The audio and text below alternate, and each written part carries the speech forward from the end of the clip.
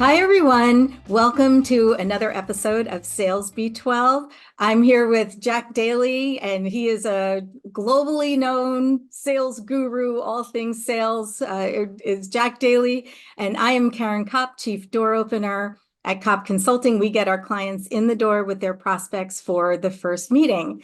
And today we're talking about something that's near and dear to every business leader's heart, which is how do you get new sellers to deliver results faster?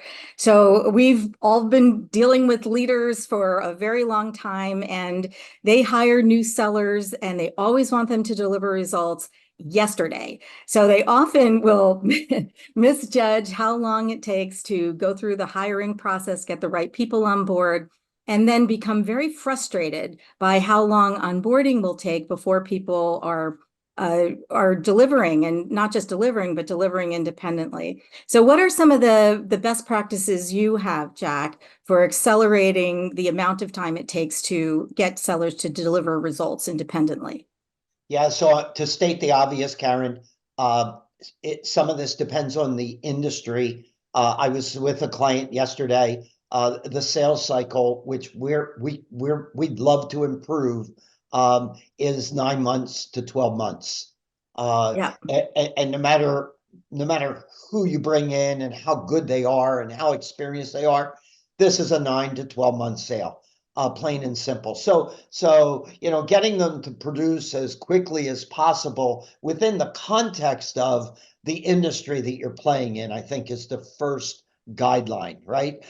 Setting reasonable expectations, because as a sales producer myself, when I was doing that, I like to get ahead of the game. I don't want to feel like I'm a slug and falling below expectations. So proper expectations, Well, I think recognizing I'm just going industry. to jump in for a second. And Yeah, I just made a note here. That is an entire Sales B12 in itself, because I find that there are many business leaders out there who do not have reasonable expectations on their own sales process at all, and will often make very bad decisions, not just on sellers, but also on their customers if things don't close in what they feel is a reasonable time frame, when in fact it's not. So I have a note. We're gonna do that recording another hey, day. hey, hey, by Let's the get back way, to this you know that, and you got immediately picked up on that because you and your team deal with that all the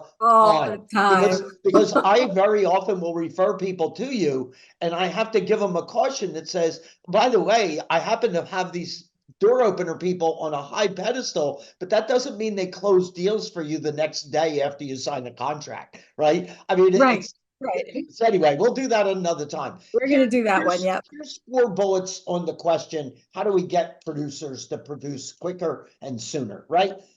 One, the people that have listened to us on these B12s have heard me over and over again. I'm not going to stop. The sales playbook, best practices for everyone consistently throughout the organization, gives you that competitive edge. The second thing is find people that are already knocking the ball out of the park and ride shotgun with them. And so model the masters. I won't cover my territory for a day, 2 days, a week, but I'll ride shotgun for that day, 2 days, week with 2, 3, or 4 other top producers. And by the end of that week, I will have been enriched so much that it will elevate me very, very quickly into being a top producer. The third thing is role practice. Practicing what you've learned in the playbook and when you were out riding shotgun, practicing it inside before you take it outside and sharpening yourself. You've heard me say it. Sports teams are run better than most businesses. Sports teams spend more time practicing than they do playing. We could benefit from doing that in sales. And then the last of 4 things is a detailed 90-day plan on the onboarding as to what we're going to do and what we're going to expect. So if we're going to talk about riding shotgun, role practicing in the first 90 days, what are the days? What are the hours? Who are they with? All of that is laid out. When I start as a new seller, day one, I now am given my 90-day plan. That's my answer. But what about you? You're doing that regularly. Your company grew leaps and bounds during the pandemic. So Yeah. what are your secrets? So I'm going to piggyback on this role practice thing, and we call it demonstrating proficiency in the messaging. You know how important the sales messaging is. The person with the best words wins. And some of that, yes, is in the playbook. Some of that they're going to hear when they're riding around with the top performers. But that doesn't mean just because they've seen it in the playbook and they've heard somebody else do it, that they have internalized this sales messaging and can come out with it in a performance moment. So if they're not demonstrating their proficiency, then they're practicing on your prospects and your clients. And that is not a recipe for success. So make sure you take it offline and have them demonstrate their proficiency before they go out there. And we call it getting the marbles out of their mouths, right? So you know that they have a way to say it. And then even in a conversation, which, in door opening, the conversations are like this, and you better be ready for it because you don't get another chance with that same prospect. So that is the last place you want to practice. So that's to your point. The other point I want to make about this is don't boil the ocean. Consider not boiling the ocean and having somebody go through opening the door through closing the sale all within a couple of days. Pick, do you need more prospects in rotation? Or are you a company that right now is flush with prospects and they need to be closed?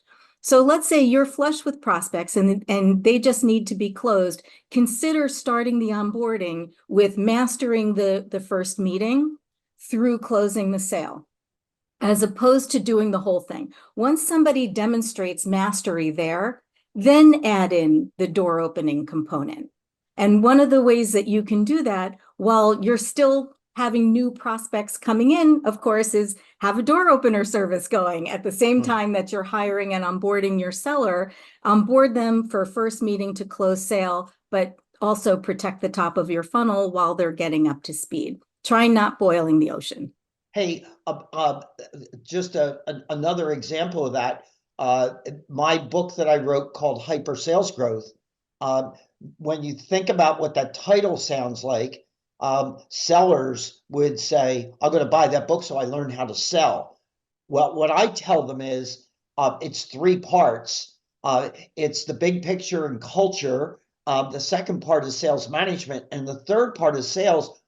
Start on page 180 if you really want to learn how to sell, because that's where the selling part begins, and there's 7 chapters that follow on that. Because if you're a seller, you won't even get to that section when we're talking about the CEO role and the culture, and you're going, my goodness, this isn't going to help me win new customers or grow the ones I have. Right. So that whole concept that you said, it doesn't need to be in sequence. What's needed right now, and pick that and focus there. Yeah. What would you say is the leader's role there, knowing that they want the seller to be independent as quickly as possible? What is the leader's responsibility in not rushing that process? Again, it's expectations, and it's communication, and based upon experience with other people that we've had in the firm, and the market as we see it. I want to position new hires, especially, to get out of the blocks in their first 60, 90 days, beating their expectations and beating my expectations, because there's nothing like momentum of success that spills over into the future. Mm-hmm. One of the things that we do, and we talked about this on a different Sales B12 too, but we talked about it with sales managers, is that we make the onboarding process an extension of recruiting for our door openers. I tell them, I do the executive interview most times, and I tell them, just because you've made it this far and you're going to be hired does not mean that you're going to make it through onboarding. Not everybody makes it through onboarding here. So I give them some hints I'm like, this is a maniacally methodical role, door opening. You have to love being maniacally methodical. And so there are exercises throughout the onboarding process, and we are throwing in some curveballs in there too. Be careful of the curveballs. If you're told, do this project and then send it to this person, don't send it to a different person, because then you're going to be talked about in the staffing meeting. We have an exercise called Now What, right? So if you've tried and you've left a message for somebody 3 different times, now what? That didn't work. Now what? That didn't work. Now what? That we go through that 20 times.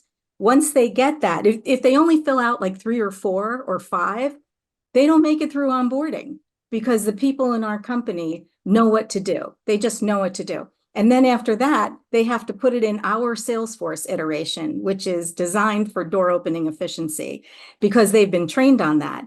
But if they don't do that properly, they may not be able to do this job the way it is. We also have a book a meeting exercise, and I don't care how senior these people are. The people who come to us have 10, 15, 20 years experience in end-to-end business development. These are not newbies, but they have to do a book a meeting exercise, because we may have a client who's sitting in California meeting a prospect who's in the Midwest, and the door opener who's on the East Coast created that meeting. We can't have somebody who can't book a meeting across time zones and fail to get it right. That just doesn't work here. So we have these exercises that are built in, and as somebody's progressing through onboarding, as a management team, we're talking about it. And if they can't make it through, they can't make it through. They can't be here. By the way, all of that is so consistent with what I call the playbook, right? Yeah.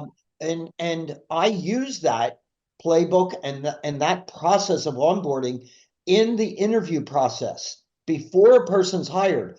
And I want to see if they are salivating over it, or if they're like bummed about it, like, oh my God, you're going to make me do this, as opposed to, man, this company's got their act together. Bring it on, bring it on. Right? That's the, and so, I tell them straight away in the interview, if you're a person that isn't going to be comfortable playing the game this way, we're not the right team. And better for you and me to know it now, right? But here's a piece that I just want to throw in before we wrap this up, and that is, there's hardly anything that goes on a sales call that you couldn't anticipate before that sales call takes place. Exactly. And as a result, there's no reason to not be better prepared. But when I bring students in, and when I say students, people with 10 and 15 years selling experience, and they're in my workshop, and I go, oh, there's 5 of you guys here from the same company. Why should I pick your company over somebody else's? And they give me answers that are so bland, experienced, knowledgeable, competitive, same answers their competitors would give. That's a question everybody's going to wonder. Why should I pick your company? Why not give it thought beforehand, come up with the best response, and then deliver it with authority, right? And no hesitancy, or what you fondly call the marbles in your mouth type of deal, right? How many objections are out there? Very few. I mean, the mental state is there's hundreds or thousands, but there aren't many. Well, then why not list them and figure out the best response? And yet all too often we're in a hurry to put people in front of a prospect, on the phone, face to face, and just eating through valuable leads. And I will also tell the listener, harder to get them back after failing than doing it right the first time. Right. And some of that is the leader's responsibility, right? Is to make sure that the playbook is not only built out, but that it's right. Instead of just throwing some bland messaging in there. Like, we have our gap messaging, that when people get into a situation where somebody's like, well, why should I meet with you? Why should I work with you? What the gap messaging does is it makes all of your competitors, including one of your competitors is doing nothing, right? The prospect doing nothing, all on a level playing field. And then here's you. and the delta is value. And so for anybody who might want to have like a 10-minute video on the gap method and how to basically render your competition irrelevant in 3 sentences, make sure that you write to me, link in with me and write to me, and I'll make sure you have that video so you can develop that for yourselves and put it in your playbook.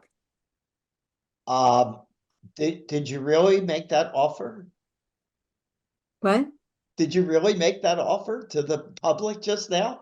To email you, and you're going to go and you're going to get swamped with requests. Well, why should people not have the exact right response to render their competition irrelevant? I agree. I'm just saying, you're a giver here. Wow. Why not? Why not? I hear you. If you're going to do it, you might as well do it right. All right. So, look, whoever's listening to this, I want you to take an honest appraisal of yourself. If you don't take Caryn up on that offer, I don't have a clue why you're doing what you're doing. Really. I would just be all over that offer. Very cool. Yeah. And you know what I do in the seminars, Jack? Like when I come on to the workshop, if I happen to mention that, I will tell people, do your gap message, prepare it, and then send it to me and I'll review it. And do you know how many people actually take me up on that? Got it. Yeah. Yeah. All right. So we're trying to get them to take some action here. Right. Take some action is the point of this. Well, everybody, these are some of the best practices for accelerating getting your new sellers through the onboarding process so that they can be on board and contributing independently the right way and as soon as humanly possible. So make sure that you listen to some of the other episodes of Sales B12, and we will see you again. Thanks, Caryn.